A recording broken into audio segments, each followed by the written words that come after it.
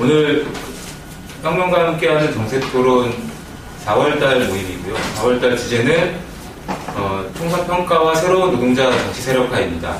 발제 맡아주신 양윤식 동지 박수로 모시면서 발제 간단하게 듣도록 하겠습니다. 오늘 예상외로 엄청 많이 와주셔가지고서 긴장 엄청 되네요. 먼저 총선 평가부터 좀 간단히 하면서 이제 우리가 나아갈 방향 무엇을 해야 할 것인가 얘기를 해야 되겠고요. 4.11 19대 총선 평가를 한다면 이 야권연대 문제를 심적으로 덜어나갈 수가 없죠. 그동안 노영추가 야권연대에 대해서 총선 투표를 하면서 비판을 하고 문제를 많이 제기했었죠. 물론 또 많은 정치인들도 야권연대에 대해서 문제 얘기를 많이 했습니다. 일각에서는 또 근데 이런 부분도 있을 수 있는 거예요. 왜 그렇게 야권연대가 그렇게 중요하냐? 그걸 왜 이렇게 거론하느냐?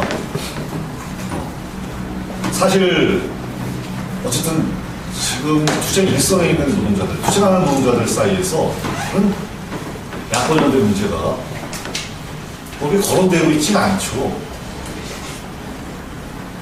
야권연대 비판을 나와야 되는데 그렇게 나오고 있지 않고, 구체적으로 말씀드리면 투쟁사업장이라든지 장기투쟁사업장, 또 지난 우리 희망광장에서 투쟁했던 동지들 사이에서도 가장 투쟁의 최전선에 있는 동지들인데, 그래서 그 투쟁과 야권연대 문제와 어떤 식으로든지 그게 뭐 긍정적으로 작용하든 부정적으로 작용하든 정세에서 분명히 문제가 될 텐데, 자신들의 투쟁하고 관련이 없다고 생각하지 않을 텐데도 전혀 거론되지가 않고 있는 것을 보면은 이 정치인들만 그렇게 그냥 야권연대가 계속 문제 삼는 것은 아닌가 하는 그런 생각을 들 때도 있어요.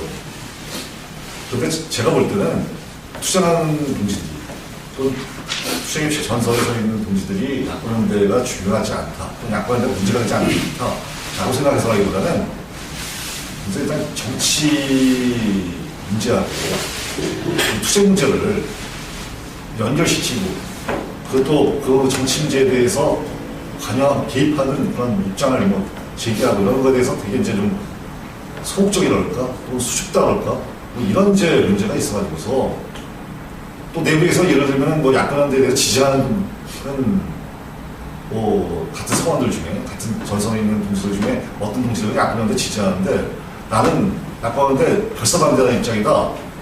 이러니까 이제 투쟁하는데 이런 거 가지고 논쟁하고 그러면 이제 우리 투쟁하는데 이게 단결에 방해되지 않을까, 이래가지고서 사실 이제 그런 문제에 대해서 서로 침묵하는 그런 측면이 있는 거죠.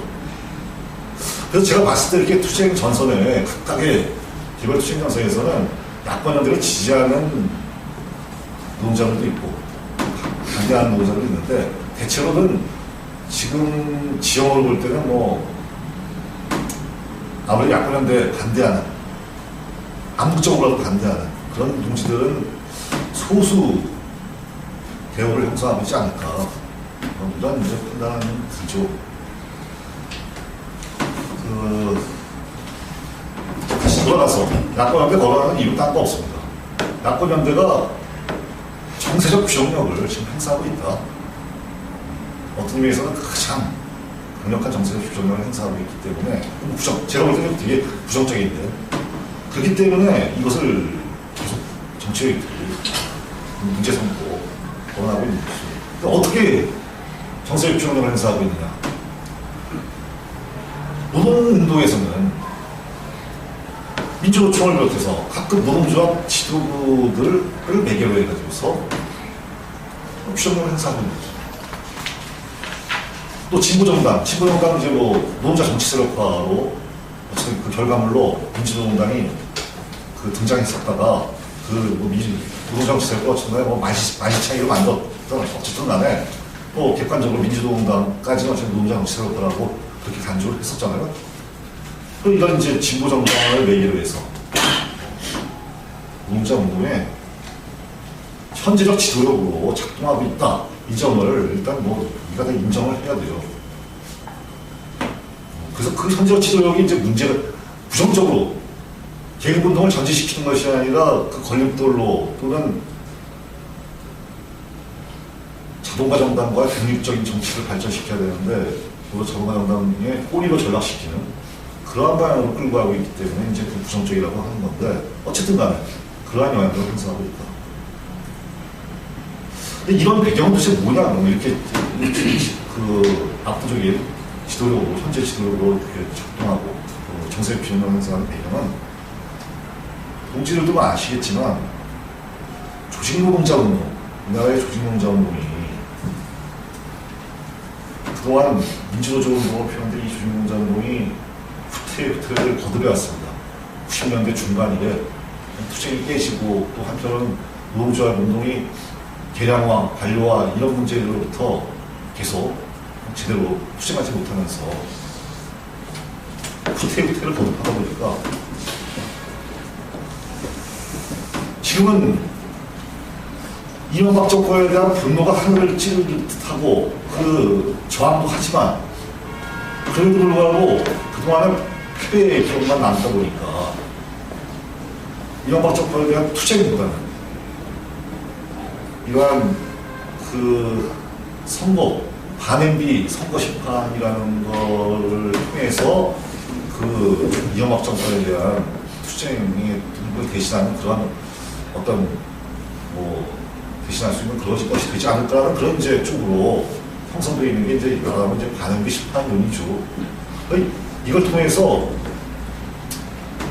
그 말하면 이제 파업투쟁이나 연대투쟁, 어쨌든 투쟁 자체 이런 것들이 워낙 이제 뭐 한번 하고 나면 깨져서 수십 명, 수백 명씩 해고되고 심지어는 뭐 투쟁을 안 하느냐 못했다라는 이런 평가가 나오고 그러다 보니까 결국 이제 뭐 자꾸 이제 선거 심판 쪽으로 몰아가는 거에 대해서 무감시로 무감시 상태, 이데올로기적 무감시 상태에서 그런 방향으로 내몰리고 있는 거죠. 조직노동자 운동이. 그래서 이제 이 반엠비 선거 심판이라는 것이 마치 대세가 됐냐, 노동자 운동에. 그렇게 형성되고 있는 이 배경 또는 뭐 한편으로 이제 노동자들뿐만이 아니라 민중들 사이에서 퍼져 있는 반엠비 정서도 이제 한편으로 이제 저항으로 표현되고 투쟁으로 표현되기도 하지만 또 이제 이 민주노총, 민주노동당에 의해서 그 형성되고 있는 그런 이제 선거 심판론 쪽으로 한편으로 쏠려가다가 지금은 총선 뭐 국면 시작되기 전부터 오히려 이제 선거 심판론이 뭐 대세가 되는 듯한 그런 상황이죠. 어쨌든 이런 이제 배경이 있는 거죠. 그래서 이런 배경과 정서를 이용해서 야권연대 전략으로 민주노총과 민주노동당 또는 통합진보당이 몰아갔습니다. 그리고 이것은 이 야권연대 전략은 후에 구체적으로 노동자 민주들 사이에서 완전히 실추되어버렸던 민주당을, 통합민주당을 살리는 그러한 효과와 역할을 했다. 정확히. 다 이미 18대 총선, 그리고 그 전에 대선, 뭐 2000몇 년입니까? 2007년도 대선과 2008년 18대 총선에서 완전히 참패하고, 대중들로부터 버림받았죠, 사실. 그랬던 민주당이 사실 작년에 뭐 희망버스에서나 또는 한미 FTA 반대 투쟁에서나 민주당이 마치 반이명박 그 반응비 분노와 저항의 어떤 정치적 대변인처럼 이렇게 행사하게 될 수 있었던 상황. 따지고 보게 된 거는 누가 뭐라 해도 민주노총과 민주노동당이 야권연대 전략을 통해서 이 전략구도를 통해서 민주당을 살려줬다. 그런 효과를 가진 게 이 야권연대 전략구도다. 그래서 이렇게 봅니다.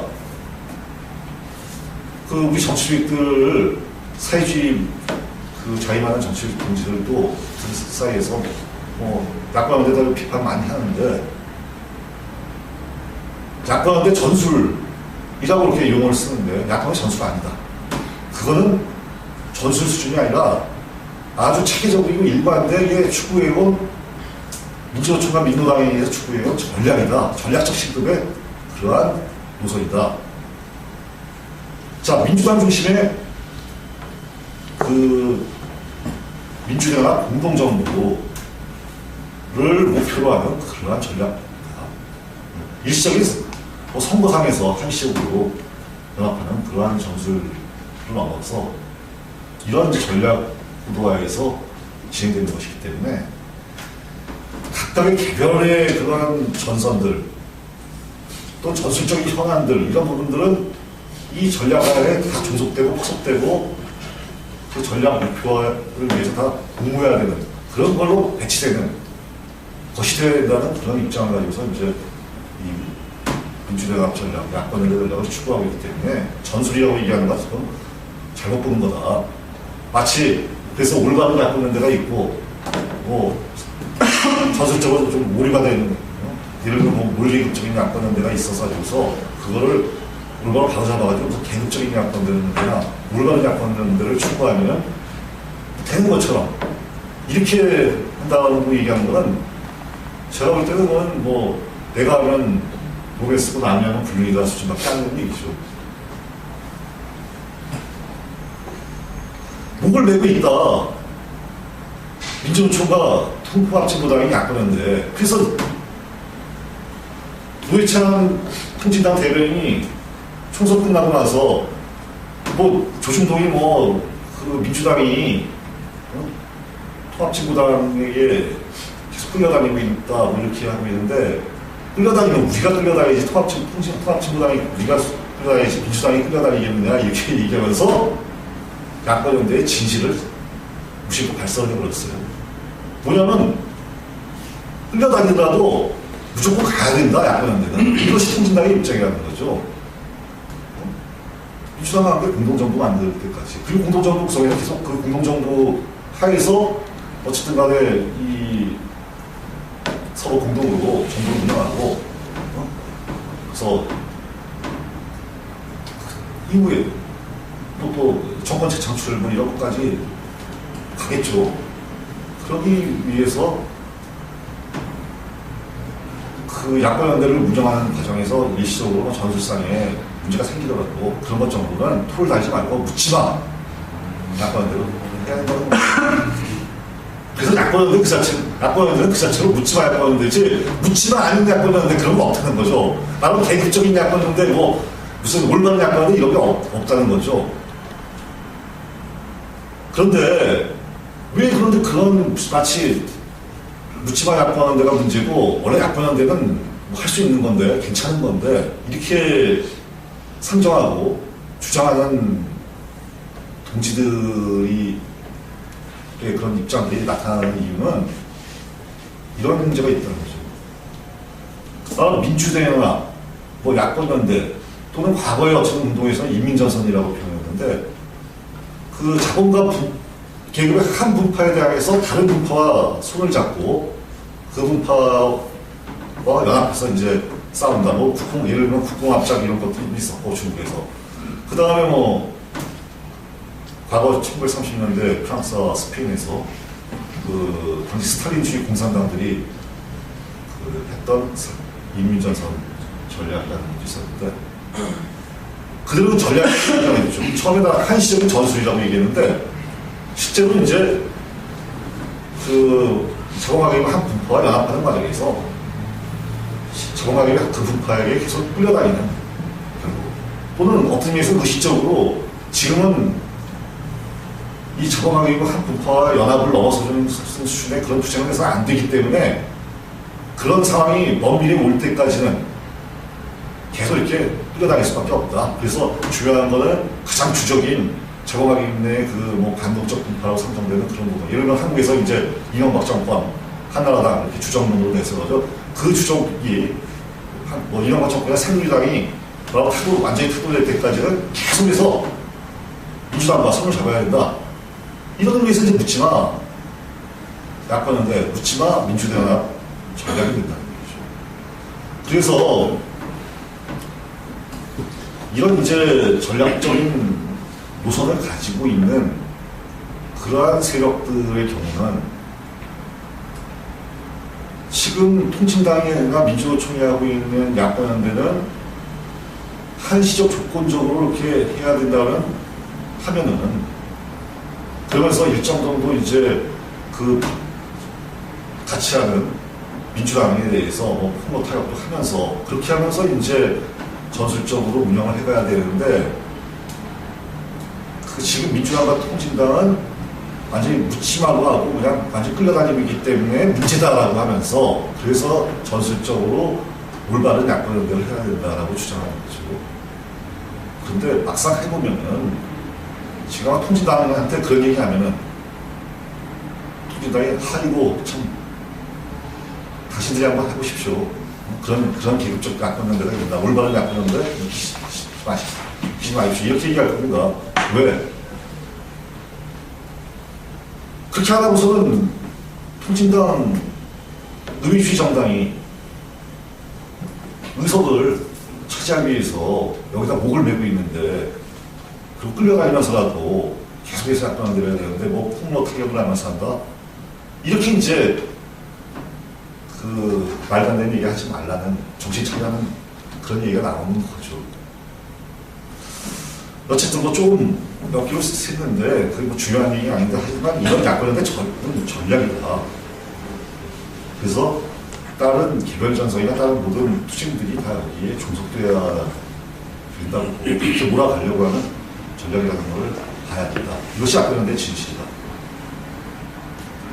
자, 우리 이제 지금 이렇게 이제 이 야권연대가 이번 총선에서 신축이 되었다고 얘기를 들었는데 그 결과 어쨌든 총선 결과에서 우리가 봐야 될 핵심은 야권연대 최대 수혜자가 누구냐?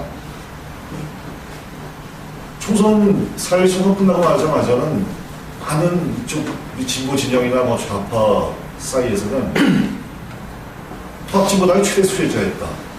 뭐 의석수가 약침했다. 그래서 야권연대를 통해서 통진당이 최대 덕을 봤다고 보는데 저는 야권의 최대 수혜는 민주당이다. 그래서 민주당이 사실 불에 넘치는 그런 성과를 이번에 챙겼다. 뭐 18대 총선만과 비교만 하더라도 서울에서 수도권에서 굉장히 많은 의석을 확보했죠. 그리고 선거에서만이 아니라 선거만 받아줘선 이 약진의 이 최대 수혜자라는 그 성격을 볼 수가 없는데 뭐냐면 노동자 민중들 사이에서 민주당이 이러한 의석을 획득했고 특히 수도권에서 그들의 표가 어차피 통진당이나 민주당이나 별 차이도 없는 것 같은데 그래서 이명박 정권에 대한 노동자 민중들의 그런 분노와 불만이 민주당 표 찍는 것으로 표출되었다는 것이죠.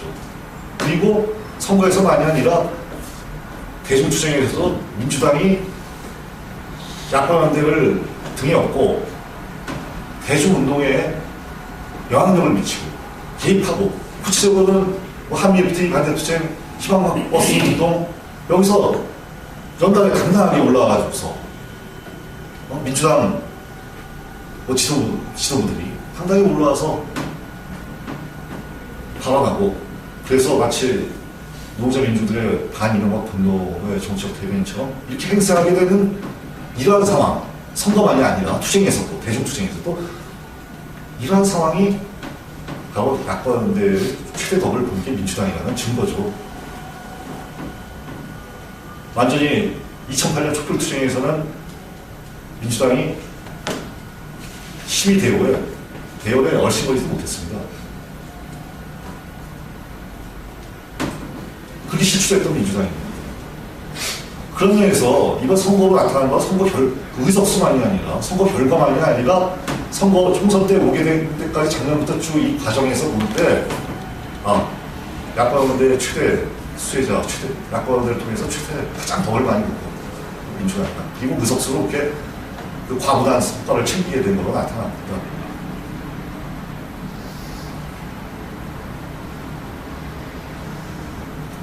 뭐 이런 과정들을 보시면은 그 작년부터 해서 2012년부터 해서 각종 재보궐선거에서 계속 그 연대했죠. 재보궐선거를 통해 가지고서 그 민주당이 계속 그 승리했습니다. 그 다음에 2010년 지자체 선거에서 그랬고요. 그 다음에 2011년 박원순 그 보궐선거 선대본 뿌리는 거에서도 박원순이 여기서 당선된 것도 야권연대 힘으로 당선됐죠. 뭐 민주주의 운동에 많은 세력들과 노동조합들이 서울에 박원순 지지했습니다. 뭐 비판적 지지는 아니고 완전히 비판적 지지했죠. 그 다음에 이제 둘째로 보면 그 과정에서 두 번째 야사당 중재단을 통해서 현대자동차 비정규 투쟁부터 KC 나중에 희망 버스 과정에서 한지중고 정리고에 대한 그 국회의원과까지 이 야사당 또 야오당의 중재단을 통해서 노동자 투쟁을 주저앉히고 깬 이런 과정들. 그 다음에 최종적으로 국참당, 노무현 세력인 국참당과 손잡은 이 통합 진보단 결성 사태. 이런 이제 과정들이 일련의 이제 민주연합 전략구도 속에서 민주당을 구출해줘. 민주당을 살려주는 그러한 과정들인 것이죠.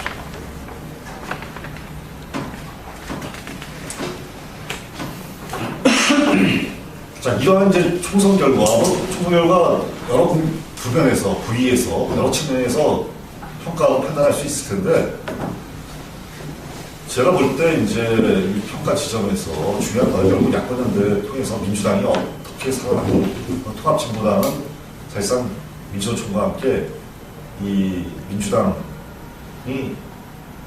수도권에서 압승하게 된 최대의 공신 역할을 했다는 점, 이런 점을 평가하는 것이 중요하다는 것이죠. 그래야만이 그 이후에 이제 이 총선 결과를 통해서 이 노동자 운동에서 무엇을, 어떠한 장애물과 걸림돌을 제끼고 전지해야 할지 그 지점을 파악할 수 있기 때문에 총선 평가를 그 지점을 통해서 봐야 된다는 것이고. 그래서 이런 이제 야권 연대는 총선 이후에 대선까지, 이후 이제 국민론까지 더욱 기승을 아마 부릴 것으로 보입니다. 그래서 야권연대 강화에 아마 더 올인할 것이고, 통합진보하나는 물론이고 민주노총 또는 야권연대를 지지하는 가끔 노동조합 지도들, 이 야권연대에 더욱더 올인할 것 같다. 그래서 야권연대 그들만 올인하는 거 알면 괜찮은데 노동자 운동까지 조합원들, 노동자들, 대중들까지도 끌고 가니까 이게 이제 야권연대가 그래서 심각한 문제라는 것이고, 우리가 그래서 아까 말씀드린 그런 정세적 규정력을 행사하고 있다는 점을 말씀드린 건데, 결국 이제 우리가 이것만 좀 더 일반적인 표현으로 얘기하면 자본가 정당과 노동자기구이, 노동자기구 운동이 자본가 정당과 이 계급협조를 강화시키는, 야권연대 강화라는 이름으로 계급협조를 강화시키는 방향으로 계속 몰고 가고 있고, 또 각각의 투쟁들을, 개별 투쟁들을 이 야권연대에 분모하도록, 야권연대에 종속되도록, 또 후속되도록 이 노동적 지도부를 통해서 관리하고 통제하는 그러한 이제 태세와 모드로, 아주 전면적인 모드로 들어갈 거다라는 것 때문에 이제 지금 총선 이후에 이것에 대한 대응이 이제 되게 중요한 문제라는 것이죠. 뭐 결론부터 말씀드리면 이 대응 방향은 우리가 미래에서 찾을 수 없고, 우리가 어차피 정세 대응하는 상황입니다. 지금 정세 우리가 소수고 영향력이 없다고 해서 투쟁하는 노동자들이 또 워낙 지금 연대 투쟁도 광범위하게 확산되지 못하고 투쟁이 확대 발전되지 못하다 보니까 또 그렇게 발전시키려고 확대 발전시키려고 노력하는 정치인들, 사회주의자들, 노동자 운동에서 소수 세력을 형성하고 있는데, 그렇다고 해서 정세 대응은 지금 못한다. 어쩔 수 없다. 패배주의에 젖어있으면 뭐 되겠냐. 그리고 미래를 도모하겠다는 거 생각하면 그거는 오산이다. 그리고 그냥 미래가 없다. 말하는. 뭐 대의주의가 쌓는다는 거 쉽게 얘기해서. 그렇다면 지금 정세 대안을 만들어야 되고 정세에 대응하는 그러한 대안심을 정세 속에서 만들기 위한 그런 방안들을 마련해야 된다. 무엇보다도 일차적으로는 투쟁하는 노동자 사이에서 각각의 투쟁 전선에서 아까 말씀드린 약관연대에 반대하는 비록 그 명시적으로 내놓고 반대하지 못한다 하더라도 기본적으로 약관연대하는 민주의식 가지고 있는 투쟁하는 노동자들을 각각의 전선에 있는 그런 문제들을 결집을 시켜야 된다. 전국적 수준에서. 그리고 이러한 결집을 하는 데서 우리는 그 결집을 반대하는 그러한 맥락이 있다는 걸 또 한번 봐야 되는데, 자, 대체로 이제 이런 문제들이 있습니다.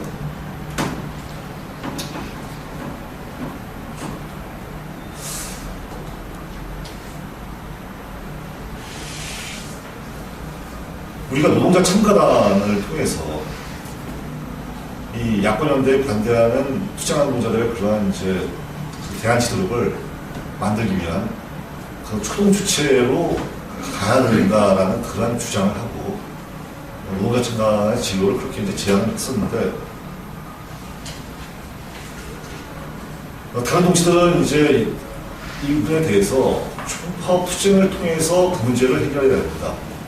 총파업 투쟁이 지금에서 핵심 전술이 돼야 되고, 그걸 통하면서 그 대안적인 그 정세에 대한 주체들이나 이런 부분들도 형성될 수 있다라는 그런 이제 주장을 통해서 반대를 했었는데, 제가 볼 때는 이제 그런 부분들은 지금 당면한 약간은데 반대하는 그런 주체들을 결집시키는 데서는 그 이유가제로 밀고 있는 거다. 말하면 총파업이 어쨌든 지금 당장 총파업이 그 조직화되는 것이 아니고 어쨌든 하반기인데, 그리고 그 하반기 이전에 지금 우리가 대선 국면이 어떤 면에서 지금부터 시작하고 있어가지고서 대선을 통해서 하는 그런 그 목표를 통해서 약간의 강화를 지금부터 지도부들이 그거야말로 몰고 가고 있는데, 총파업을 통해서만이 그거에 대단할 수 있다라는 얘기는 좀 그때까지는 8월 말, 이런 지금 민주노총이 결정하고 있는 국회 일정에 따라서 맞춰서 하고 있는 8월 말 그 총파업 때까지는 어떻게 해야 되는 거냐. 그럼 그때까지는 일단 어쩔 수 없다는 거냐. 그거는 문제가 있다. 지금 어쨌든 그 투쟁전선이 펼쳐지고 있고, 또 제2 희망광장 이런 걸 통해서 계속 어쨌든 투쟁을 만들어 가려고 하는데, 이 현실 지금 대한 주체들이 잠시적으로라도 존재하고 있는데, 이 대한 주체들을 통해서 정세적인 대한 부심을 만들어 가야 되는 거를, 그거를 이후 하반기 이후로 총파업 또는 투쟁을 통해서 새롭게 발굴되는 그러한 주체를 통해서 하겠다는 거는, 그거는 지금 분명한 대응에서는 전혀 맞지 않고 뒷붙이는 이유밖에 될 수 없다. 이런 점들이 논쟁이 될 수밖에 없었던 거죠. 노동자 참관안의 지금이죠.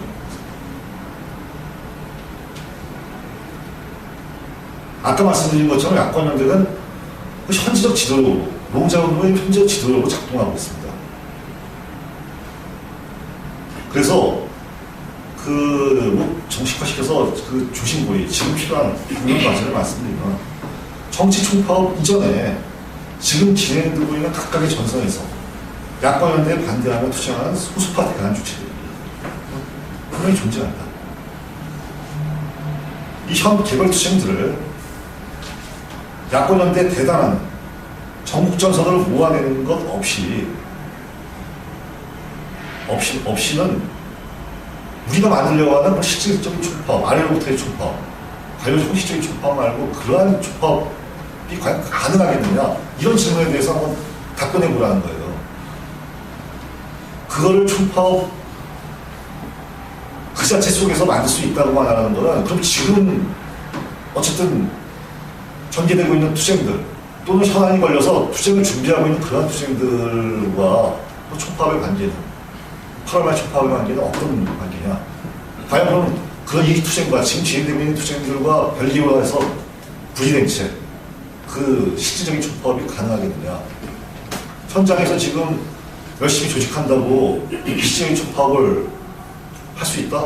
또는 미주리 노동자들 속에서 선전전, 공단 선전전 열심히 하는 걸로 지금 진행되는 투쟁과 별도로 그렇게 하는 걸로 과연 그 야권연대에 대단한 그런 대안적인 정세구시 만들 수 있느냐, 그리고 실질적인 촉파업 만들 수 있느냐, 그런 문제에 대해서 저는 의미 있는 대답을, 실질적인 그런 답변을 들어본 적이 없어요.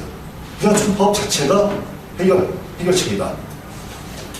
자꾸 그렇게 하면 악순환의 논리에 빠진다는 거죠. 그 실질적인 촉파업 어떻게 만들 것이냐라고 질문하는데 신전술이 촉파업이다. 그냥 그 논리는 결국 지금 어쩔 수 없다는 얘기밖에 안 되는 것이고 8월 말 촉파업 속에서만이 촉파업 결과물로만이 가능하다라는 얘기밖에 안 되니까 과연 그 사이에 그러면 야권연대는 그냥 놀고 있느냐, 야권연대 세력들은 가만히 있느냐.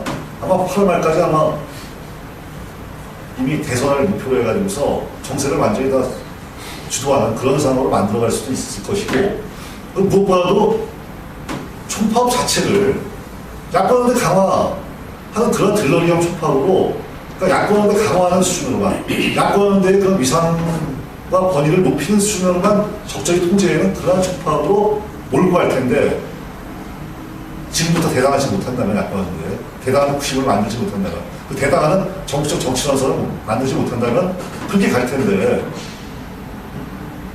그런데 그 8월 정치 촉파업 이후에 그 결과물로서만 가능하다는 얘기는 제가 볼 때는 그거는 사실상 대의주의로밖에 들리지 않는다는 거죠.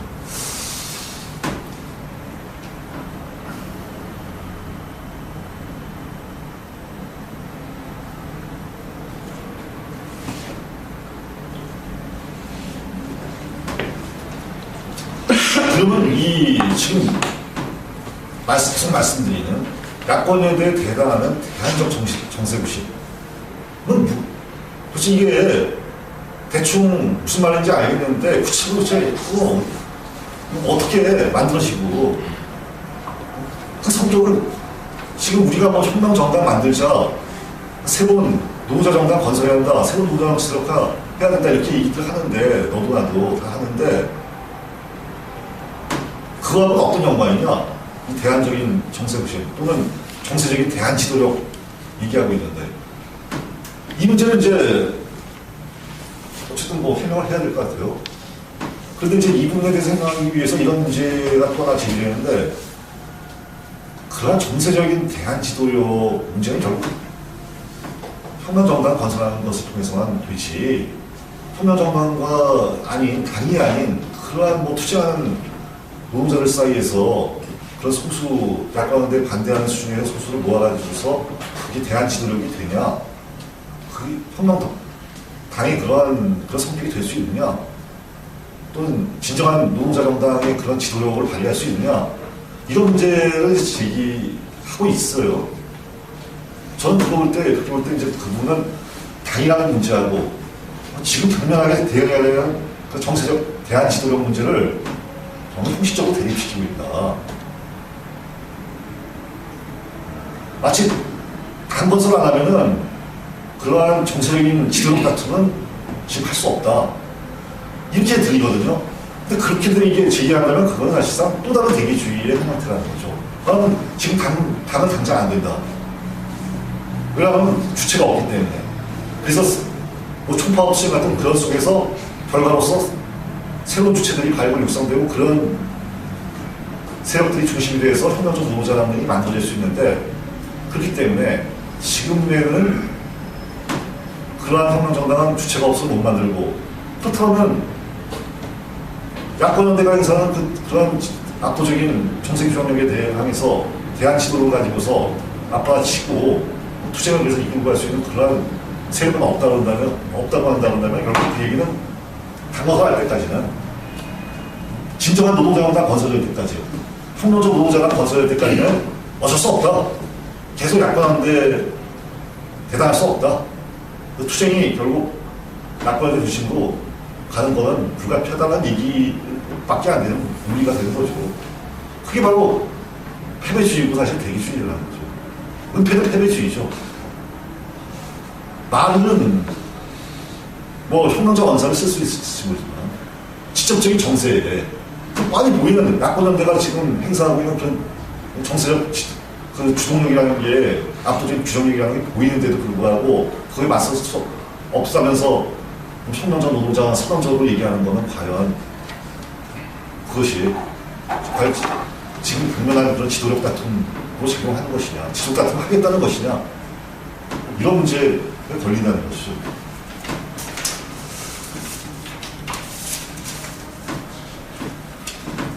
자, 물론 대한 지도력 또 대한 정세 구심을 수립하자라는 그러한 주장이 그 단건설 문제 또는 새로운 노동자 정치력화 문제와 완전히 별개의 문제가 아닌가. 연결된 연동이 돼 있는 거죠. 어쨌든 간에 그것도 둘 다 지도력의 문제니까. 그리고 어쨌든 단건설을 통해서 이제 또는 대한 지도 구심을 통해서 이제 어쨌든 투쟁을 계획투쟁을 전진시키고 뭐 혁명으로 이끌겠다는 그런 거 아닙니까? 노동자 해방으로 이끌겠다는 그러한 뭐 취지가 있고 그런 뜻이 담겨 있다면 그러면서 뭐 대한구심이나 대한적 노동자 정당 건설이나 이게 연결될 별개의 문제일 수는 없겠죠. 근데 아까 말씀드린 그러한 논쟁의 맥락, 노참단 진로 문제와 관련된 맥락에서 말씀드리면은 저희가 주장하는 그런 대한 정세구심은 그 자체로는 뭐 새로운 노동자정당 건설의 과제로 또 혁명정당 건설의 과제로 제출한 건 아니에요. 직접적인 단건설의 과제로.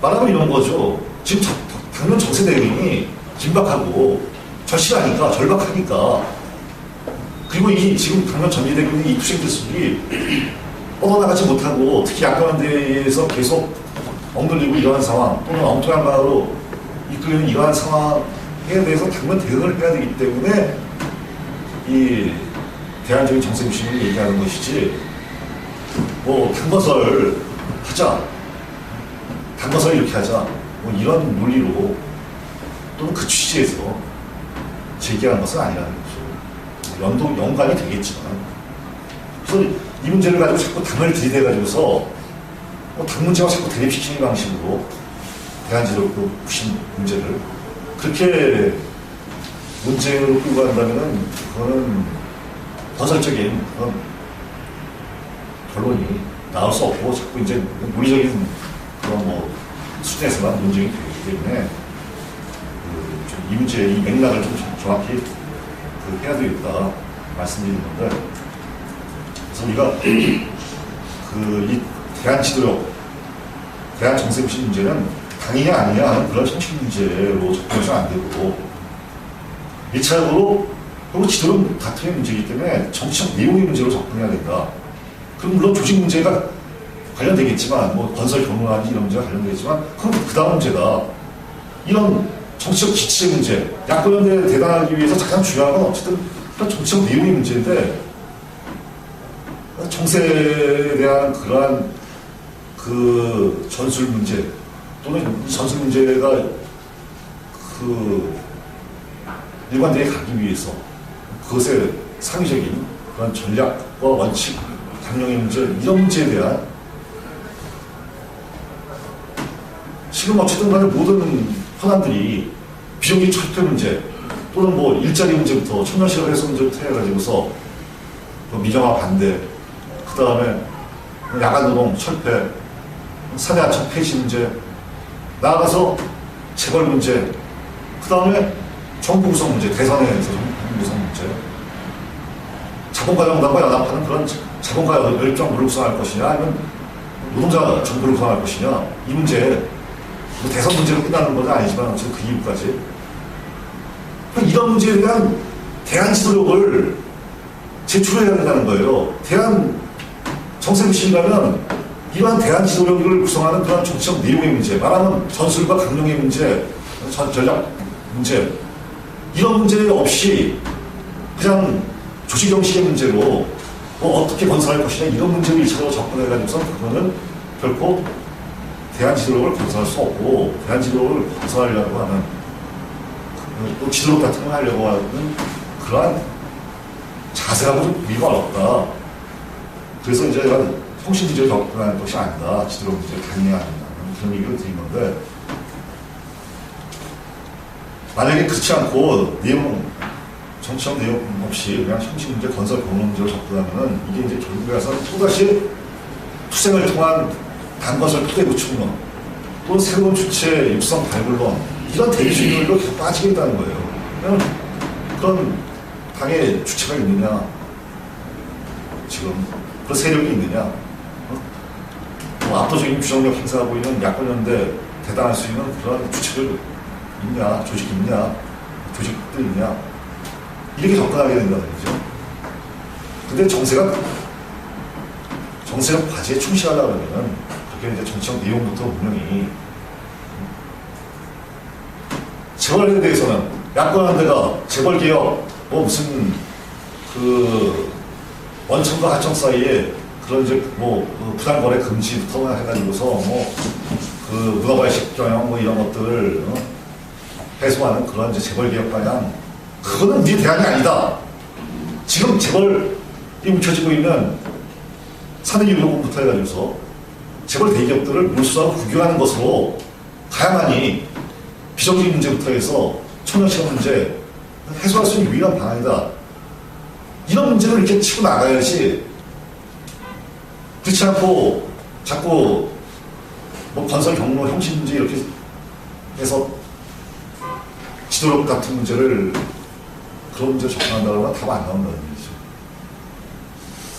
그래서 정치적 내용, 즉 정치적 원칙과 강령과 전술, 전략 전술 이런 문제로 대단선을 정확히 먼저 쳐야 된다.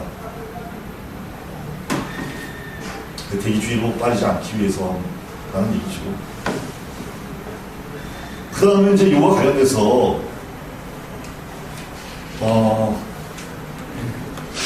이러한 이제 그 정책 내용이라는 결국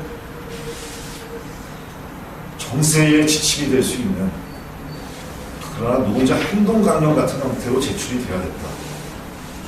포괄적 어떤 생존권 문제로 제한하는 뭐 비정규직 문제 지금 또는 청년 실업 문제 이런 문제가 지금 굉장히 절박하게 제기되어 있다고 해서 그런 문제로 제한하는 또는 생활임금 뭐 쟁취 어쨌든 뭐 두루 생존권적 문제죠. 유고를 생존권적 문제로 그것이 피부에 와닿고 노동자들이 절박하다라는 그 이유 하나만으로 우리의 요구안들을 그렇게 제한해서는 그렇게 한정한다면은 이건 또 야권연대 대단한 지도력이 안 된다는 거예요. 뭐냐면 야권연대 세력들은 이러한 절박한 문제들 어서 나름대로 제기하면서 그런 문제들을 뭐 재벌 문제, 정부 구성 문제, 정책의 문제들하고 다 결부시켜서 어차피 자기 프로그램을 제출하고 있단 말이에요. 그래서 정세에 대한 어쨌든 프로그램을, 대응 프로그램을 제출하고 있는데 사회주의 세력이 그것에 대항하겠다는 사회 세력이 자기 지도력을 생존권 문제로 제한해가지고서 그렇게 한정된 그래서 뭐 비정규직 철폐, 정년이고 철폐, 또 뭐 생활임금 쟁취, 최저임금 대폭 인상 뭐 이런 정도로 이것이 피부에 와닿고 절박한 노동자 요구라고 해서 이렇게 제한해서 뭐 촉박 조직하겠다. 과연 이런 걸로 야권연대 그 정치적 지도력, 그 계량주의적이지만 어쨌든 그 정치적 지도력 영향력을 미치고 있는 정책적으로 대당하는 그런 정치적 지도력 내용이 될 수가 없다. 그래서 이 정치적 내용은 이러한 이제 의혹추에서 이렇게 노동자 행동관념이라고 해서 10대 유가를 계속 줄기차게 제출하고 제기하고 있는데 어쨌든 간에 뭐 그러한 것이 정치적 내용으로 노동자들 사이에서 자리 잡게 해야 된다. 그래야만이 비정규직 철폐나 또는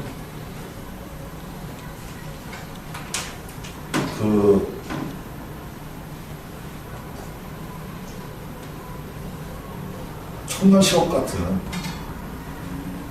해소 문제 같은 그러한 일자리를 창출하기 위해서 조직 노동자들이 지금 장시간 노동을 하고 있는데 일 6시간,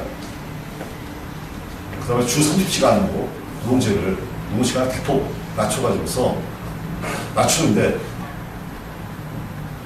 그렇다고 해서 그 노동시간 단축되면서 임금도 삭감하고 또 노동강도는 엄청 강화되고 그러면 당연히 안 되죠. 먹고 살아야 되는 일일 6시간이라고 해서 6시간 정도 수준으로 뭐 임금이 낮춰진다고 한다면 노동시간 아무리 단축해도 못할 수가 없는데 그건 안 되기 때문에 임금 삭감 없고 노동조건 저하 없이 노동시간을 대폭 낮춰야만이 그만큼 이제 일자리를 늘릴 수 있고, 그래서 일자리 나누기 위해서 청년 실업을 해소할 수 있는데, 그것만이 사실 유일한 일자리 문제, 실업 문제에 대한 유일한 해결책인데, 계량주의 세력들은 그러면 노동 시간 단축도 안 하고, 노동 임금도 삭감 안 하고, 낮추지 않고, 노동 강도도 뭐 강화시키지 않으면서 일 6시간, 30시간 하자는 건 그거 완전히 천국이네. 천국을 하자는 거예요. 그건 현실에서 가능하지 않다. 이렇게 얘기하고 있는데, 현실로 들이대면서. 그런 의미에서 비정규직 철폐도 현실론을 들이대면 가능하지 않죠. 자본가 체제에서는 이 자본주의 체제, 이윤논리 체제에서는 절대로 가능한 것이 아닌데, 그 이윤 체제를 구세하고 자본주의 체제를 철폐하는 통해서만이 사실 비정규직 철폐도, 완전한 철폐도 가능하고, 그런 노동시간 대폭 단축을 통해서 실업을 완전하게 해소하는 그런 것도 가능하다는 그러한 투쟁 방향을 투쟁하는 노동자들이 자신들의 정치적 기치로, 그래서 이러한 노동자 행동강령, 노동자 정부 수립까지 그런 행동강령을 정치적 기치로 들 때만이 바로 야권연대에 제대로 대단할 수 있는 그러한 정세적 대항부심을 건설할 수 있다는 것이죠.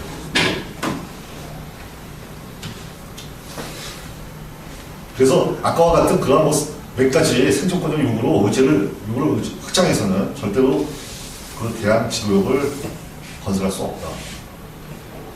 그리고 이러한 이제 대한 지도력이 건설되는 바탕 위에서만이 사실 혁명적 노동자 당인이나 또는 진정한 노동자 정당이나 이런 것도 이러한 바탕 위에서만이 가능하다. 사실상 그렇게 건설된다 그러면, 그러한 대한 지도력이 건설된다 그러면 그것이 바로, 그래서 정세적으로 그러한 야권연대에 대단하는 지도력으로 작동한다고 한다면 바로 그게 당이지, 다른 게 당이 하는 거였죠. 그렇기 때문에 각 문제를 형식적으로 접근하지 말라는 거죠.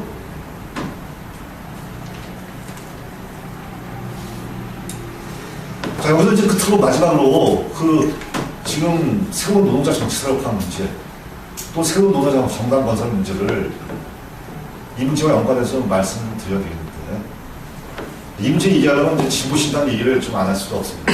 진보신당이 이번 총선을 통해 가지고서 다시 또 해산해야 되는 그런 상황을 맞이했죠. 의석 확보를 못하고 2%를 달성을 못해가지고서, 그러다 보니까 이제 진보신당이 어쨌든 등록 취소가 되는 상황이었는데, 그렇게 얘기하고 있습니다. 지금 새로운 진보좌파 정당 건설을 통해서 이런 지금 총선을 통해서 간판을 내려야 되는 이 상황을 돌파하겠다고 얘기하고 있습니다. 그 진보 좌파 정당은 그 노동적 세력과 녹색당도 규합하고, 그 다음에 노동적 세력, 그 다음에 좌파 세력들 포괄해가지고서 이게 진보 좌파 정당을 건설하겠다. 또 새로운 노동자 정당을 건설하겠다. 이렇게 이제 표현을 하고 있습니다. 그래서 지금 진보 좌파 정당이 이제 새로운 노동자 정당이라는 건데, 여기에는 이제 이런 이제 기본 전제가 깔려 있는 거죠. 말하면 통합진보당은 더 이상 노동 정당이 아니다. 그렇기 때문에 새로운 노동자 정당을 건설하겠다는 건데, 결론부터 제가 말씀드린다면 이런 그 진보 신당 세력이 지금 이제 세력인데, 진보 신당 지금 간판들어야 되는 상황이니까 이 진보신당 세력이 말하는 진보 좌파정당, 또 새로운 노동자 정당은 결론부터 말씀드리면 그것이 성공한다 하더라도 아까 뭐 그런 세력들 좌파 세력, 노동자 세력 결집시킨다고 한다 하더라도 결론부터 말씀드리면은 결국 민노당 복원, 애초에 민노당을 복원하는 수준 이상은 넘어가지 못합니다. 그것도 잘해야 도로 민노당이라는 얘기죠. 왜? 지금 정세에서 야권연대에 대당하는 지도력이 되지 못한다면 그 새로 어떤 당을 만들더라도 그 당은 대안적인 노동자 정당이 될 수가 없다는 거예요. 지금 필요한 대안적 노동자 정당은 야권연대 지도력에 대당할 수 있는 그런, 그래서 이 정세를 끌고 가고 계급투쟁을 야권연대라는 진국을 돌파해가지고 끌고 갈 수 있는 그런 지도력으로 그런 정당을 서야 되는데 명확히 야권연대가 단절하지 못하고 나아가서 야권연대가 단절하기 위해서는 의회주의를 탈피해야 되는데 그 의회주의 여전히 탈피하지 못한다고 한다면 그 아무리 이름만 새로운 정당이라고 노동자정당이라고 하더라도 그 새로운 노동자정당 진보라고 한다면 결국 도로민주당 자야 애초에 그 노무현 정치세력화 했을 때 그 민주당밖에 도로민주당밖에 안 됩니다. 도로민주당이라 민노당입니다. 근데 2000년, 99년, 2000년 시기에 권영길 당시 민주노총위원장 중심으로 해가지고서 또 진정추 중심으로 해서 그렇게 만들었던 민주노동당은 그 시기에 나름대로 계급적 의미가 없지 않아 있었어요. 또 정세적으로 또 힘을 가지고 있었고 무슨 누구냐면 어쨌든 자본가 정당과는 독립해야 된다. 맨날 그 부르주아 정당에 대해 야당에 대해서 비판적 지지하는 상황. 그 다음에 후보 나갔다가 주저앉아야 되는 사람, 비판적 지지 물기 때문에. 그래서 어쨌든 그 자본가 정당으로부터 독립적인 노동자 정치 세력과 독자적인 노동자 정치 세력과는 그러한 비판은 의미가 있고, 어쨌든 그게 설사 의회주의라고 하더라도 그 자체로는 논리가 됐었고 의미가 있었던 거죠. 근데 10년이 더 지난, 그래서 이미 그런 시기의 의회주의, 그런 시기의 노동자 정치 세력화가 명백히 지금 통진당 사태로 해가지고서 파산을, 특히 이번 총선 거치면서 완전히 더 이상 노동자 당이라고 할 수 없이 파산을 맞이한 이 상황에서 다시 그 민노당 실험을 또다시 도로민노당을 돌아가지고 그런 의회주의 정치 세력화의 실험을 또다시 되풀이하겠다는 것은 교훈을 배우지 못하는 거죠. 도무지. 그리고 10년이란 지난 선거에서 정세가 달라졌고 무엇보다도 그래서 또다시 의회 개량주의 정당을 노동자당이라는 이름으로 또다시 만든다는 것은 도로민노당으로 돌아가는 건데 그 내용적으로 보면 정세적으로 보면 그 당시에 그 도로 애초에 민노당의 영향력 정도도 전혀 못 될 거다.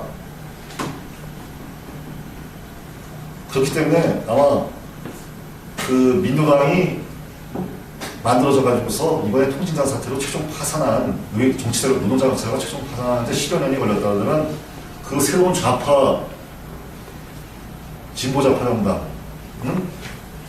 10년이 아니라 10분의 1도 안 돼서 파산의 결과를 맞아. 그런 상황만 맞을 수밖에 없다. 나는 지금 결론적으로 먼저 말씀드리는 건데 왜 그렇게 되냐? 그걸 좀 말씀을 드려야 되겠는데, 자, 좌파 세력도 포괄하고, 또 노동 쪽 세력도 포괄한다고 하는데, 그러면 노동자성, 좌파성을 기존의 진보신당은 혹시 강화할 수 있는데, 왜 그것이 그렇게 또 의회개량주의 정당으로 되고, 야권연대 대안이 못 된다는 얘기를 하는 거냐라고 아마 반문을 하실지 모르겠는데, 자, 노동적 세력이 누굽니까? 뭐 아시는 분들은 아시겠지만 지금 노동정치연대라고 해가지고 과거 중앙파라는 이름으로 뭐 그 노동운동, 민주노조운동 상층 정파 세력들이 이제 뭐 합류하는 것 또는 그쪽들을 포괄하는 거를 그 지금 이제 새로운 진보야파연당 건설에서 상정을 하고 있는 것 같은데 그 중앙파 세력들이 과연 그 진보 좌파 정당으로 강화된다고 해서 야권연대에 과연 단절하는 쪽으로 작용할 것인가, 또 의회주의와 정확히 단절하는 쪽으로 작용할 것인가.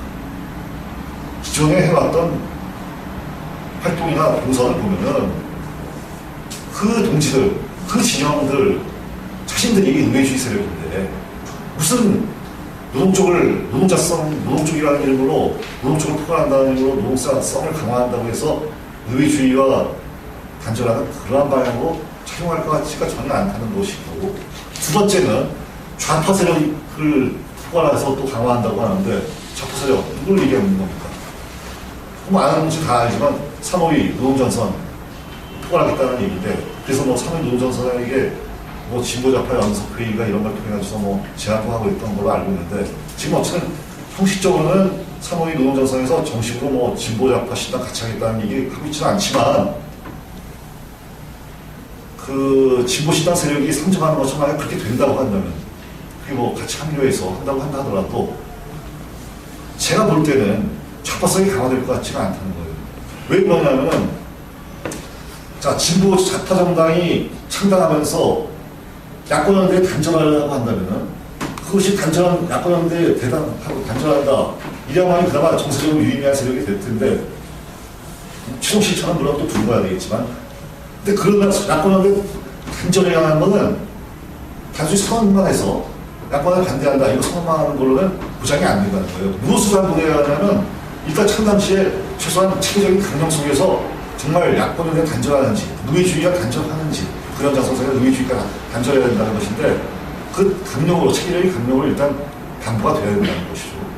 그리고 그것이 이제 개국투쟁 실천 속에서, 또는 개국투쟁이 와서 어느 위치에 서느냐로 분명히 최종 확인돼야 되겠지만, 1차적으로 그 창당 과정에서 강령으로 표현되어야 될 텐데, 진보신당 쪽의 세력들에 보면 제가 볼 때 되게 회의적이고, 총선 결과를 보면 의회주의에 대해서 전혀 문제 없었다는 식으로, 의회주의에 아무 문제 없었다 라는 거의 분위기가 뭐 여전히 계속되는 것 같고, 총선 결과 평가는. 그렇다면 의회주의에서 비판적인 좌파 세력들, 산업이나 노동자성이 이런 거 가서 강령으로 야권연대와 이렇게 단절하고 의회주의를 단절하는 그러한 강령을 위해서 창당 과정에서 투쟁하겠느냐, 할 것 같지 않다는 게 제가 판단인데, 이건 근거 없이 얘기하는 게 아니에요. 왜냐하면 산호위가 어쨌든 한 건설을, 사회주의 노동자가 한 건설을 강령을 통해서 어쨌든 건설을 하려고 강령을 뭐 통과를 시켰습니다. 지난 연말에 11월 달인가 통과시켰는데, 나름대로 어쨌든 간에 그 강령은 의미 있는 강령이라고 저는 봐요. 그 내용에 관한. 왜냐하면은 당시 뭐 저도 선언에 있었지만, 우리 동지들 많은 분들이 선언에 계셨지만, 그 당시에 그때 그 강령을, 올바른 강령을, hunman적 사회주의 강령을 안착시 구축하기 위해서, 그렇게 성명 정당을 건설하기 위해서 그 강령을 위해서 투쟁을 했었습니다. 우리가 나왔지만 어쨌든 그 투쟁이 여파가 있었기에 남아있는 동지들 사이에서 일부 세력들이 그 강령을 위해서, 어쨌든 그 강령을 구축하기 위해서 내부에서 뭐 일정한 투쟁을 벌였던 걸로 알고 있습니다. 그런 뭐 배경이 있어서 그런지 모르겠지만, 어쨌든 간에 최종 결과물로 나온 강령은 그런 대로 내용상에서 그 뭐 유의미한 100% 만족스럽지는 않다더라도 어쨌든 간에 최소한 의회주의와 단절하고 야권에 대해서는 최소한 명확하게 반대할 수 있는 그런 내용을 담은 강령이라고 볼 수 있다고 생각합니다. 근데 문제는 그런 강령을 통과시키지 벌써 6개월이 넘었는데도 그 강령을 전혀 현실 개국투쟁에서 사용하고 있지 않다는 것이죠. 상호위가 사용하기는커녕 오히려 애물단위 취급을 당하고 창고에 처박혀 있다는 거예요. 박제화되기 시작하고 있는 거죠. 예를 들면 노육추 한번 비교해 보시면 이건 알 수 있습니다. 노육추는 상호에서 나오자마자 바로 강령을 통해서 추방을 했고, 그리고 지금 현실 운동에서 일관되게 노동자 행동강령 10대 요구를 통해서 야권연대에 계속 반대하면서 대안적인 방향이 이것이다. 이것을 가지고 투쟁의 방향을 삼고 투쟁해야 된다는 것을 줄기차게 제기해 왔습니다. 여전히 물론 이 노동자 행동 강령이 투쟁하는 노동자들 사이에서 또 그 다수 사이에서 채택되고 있지는 않습니다. 투쟁의 방향으로. 아직까지는. 그러나 어쨌든 간에 같은 비슷한 강령을 가지고 있는 노동층이 이 강령을 계속해서 현실 계급 투쟁에서 선전선동하고 이것이 채택되도록 하기 위해서 투쟁의 방향으로 삼아지기 위해 투쟁하는 노동자들 사이에서 삼아지게 하기 위해서 투쟁을 해왔습니다만 같은 비슷한 내용의 그런 강령을 가지고 있는 산호위에서 참고에 처박혀있는 것을 저는 사용하고 좀 않다는 것을 볼 때, 그리고 애물단지 치고 가고 있는 지금의 상황을 놓고 볼 때 6개월 동안이나 통과되고 나서고 정확히 얘기하면 산호위 다수 세력에 의해서겠죠. 그런 상황에서 과연 그 새로운 진보 좌파 정당을 건설한 좌파 세력이 산호위가 합류한다 하더라도 의회주의가 단절하고 야권인데 반대하는 그러한 내용의 강령을 채택하기 위해서 일관되게 투쟁할 것인가. 아까 그 산호위 그 상황을 공치들이 뭐 이해하신다면 그 투쟁을 위해 투쟁할 거라고 어디 기대할 수 있겠습니까? 자신들의 총회의 이름으로 채택한 강령조차도 그것을 실전에 사용하지 않고 처박하고 있는데 과연 그 진보정당, 좌파정당, 새로운 노동자정당을 건설하는 과정에서 그렇게 일관되게 그 명확한 강령을 위해서, 의회주의 반대하는 강령을 위해서 투쟁할 걸로 지금까지의 그런 과정을 놓고 보면 할 거란 기대를 하기 어렵다.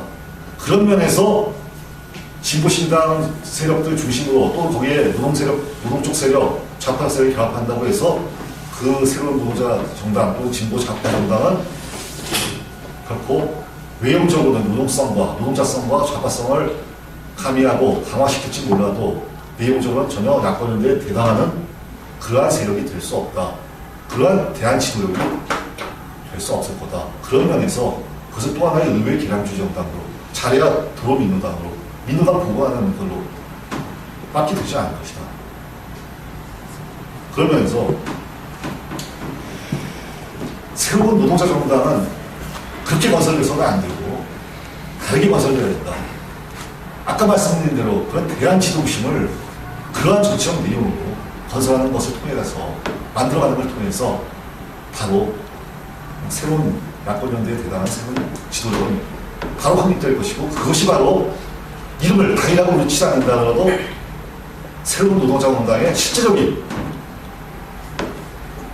주객과 토대와 실내용이 만들어질 것이다. 그래서 새로운 노동자 정당을 건설한다. 새로운 노동자 정치세력을 해야 된다. 이 부분에 대해서는 지금 객관적인 일정이 올라와 있어요.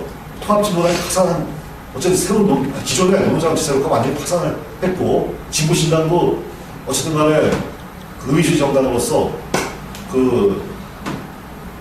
뭐 세력은 남아있을지 모르지만 어쨌든 더 이상은 노동자 정당으로서는 조립하지 못하고 뭐 새로운 노동자 정당을 건설한다고 해야 되는 상황이니까 뭐 새로운 세력들을 결합시키는 간에 어쨌든 간에 그런 상황에서 새로운 노동자 세력과 지금 객관적인 일정이 올랐는데 문제는 이 새로운 노동자 정당이라는 누구도 부정할 수 없는 의제고 필요성인데 문제는 이것이 백지수표라는 거예요. 어떤 내용을 채우느냐가 문제인 것이죠. 어떤 내용을 채울 것인가? 아까 진보신당 세력이 만들어가려는 그런 내용으로 채워져야 하느냐? 또는 저희 노역추가 말하는 그러한 내용으로 채워져야 하느냐? 이 갈림길에 있는 것이죠. 객관적 일정이 올라와 있는 새로운 노동자 정당이 어떠한 내용으로 채워져야 하느냐? 이 갈림길에 있다는 거죠. 그 어떠한 내용? 아까 진보신당이 채우려고 하는 내용은 아까 말씀드렸습니다.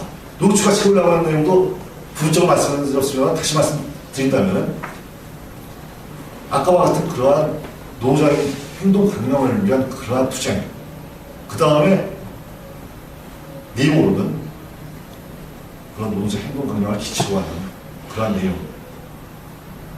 한편으로는 건설 경로를 얘기한다면 그러한 야권연대에 대항하는 대한정세부시를 수립하는, 투쟁하는 노동자사회에서 그런 것을 수립하는 것을 통해서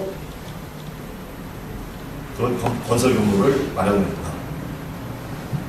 새로운 노동자 정당 건설형 그 백지수표에 내용을 채우기 위해서 불가피하게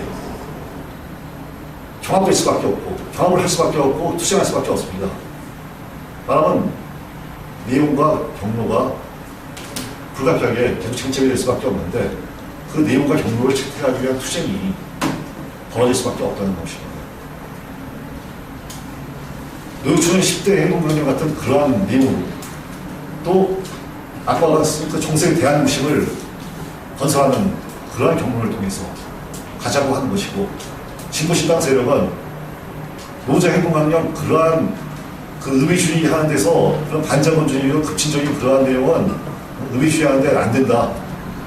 그렇기 때문에 온건한 그러한 뭐 비정규 철폐 수준이나 잘해야 또 재벌개혁 이런 정도 수준으로, 그 다음에 불가피하게 민주대납 정부 이런 거 인정할 수밖에 없는 그런 정부 문제에 관한 이러한 내용으로 구성되어 있는 그러한 프로그램, 그러한 명령을 가지고서 내용을 채우려 할 것이고, 건설 경로는 현지의 투쟁과는 관련 없는 그냥 여러 상층 세력들을 모아서 또다시 노동 세력이라고 해봐야 다 상층 운동 아닙니까? 중앙파 운동.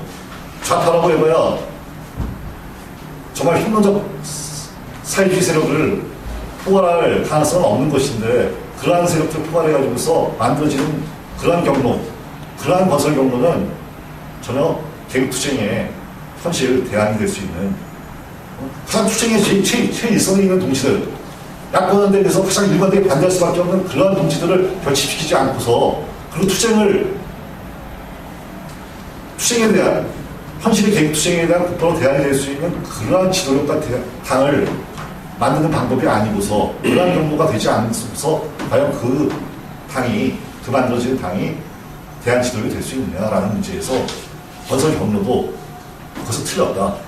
그래서 아까 그 새로운 노동자 정당이라는 백지수표를 채우는 이러한 내용과 경로 문제는 중요한데, 그 내용과 경로 문제를 위한 투쟁하는 노동자들 사이에서 각각의 모든 전선에서 그런 내용과 경로가 채택되도록 우리는 투쟁을 해야 된다는 것이죠. 그렇게 해서 새로운 노동자 당이 건설해야만이 정세적으로 대한 지도력을 행사할 수 있고, 야권연대가 몰고 가는 투쟁의 방향에 맞서서 이 개혁투쟁이 지금 가로막혀 있는 진국을 돌파하고, 지금의 자본가계급과 이명박 정권에 의해서 계속 그 패배하고 있는, 그리고 후퇴를 거부하고 있는 노동운동이 계속 이 수적인 있는 그런 정세를 공세로 바꿔낼 수 있는 그런 계기도 만들어낼 수 있다는 것이죠. 그래서 결론적으로 말씀드리면, 이 오늘 발전문으로 미리 온라인 인터넷에 게시했습니다만, 그 발전 중에 하나인 야권연대에 맞선 대한정세혁신과 새로운 대한노동자 정당, 그 발전 중에 하나였는데, 거기서 이제 결론적으로 이렇게 제시하고 있습니다. 투쟁하는 노자 동지들에게 호소합니다. 그리고 무엇보다 사회주의자 선진 노자 동지들에게 호소합니다. 지금 모든 투쟁 전선에서 아까 같은 노동자들은 행동강령 10대6를 기치로 해서 야권연대에 대당하는 대안적인 정세구심을 세워내자. 그리고 정치적인, 그래서 정치전선을, 야권연대에 대당하는 정치전선을 수립하자.